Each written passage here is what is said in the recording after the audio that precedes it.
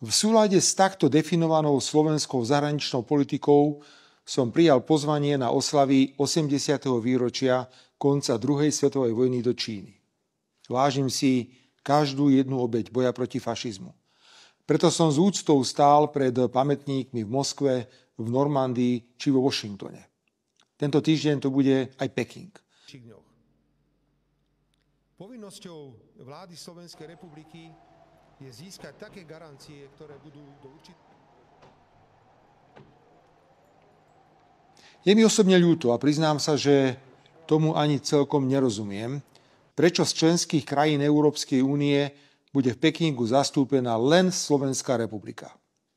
Vytvára sa nový svetový poriadok, nové pravidlá multipolárneho sveta, nová rovnováha síl, čo je pre medzinárodnú stabilitu mimoriadne dôležité.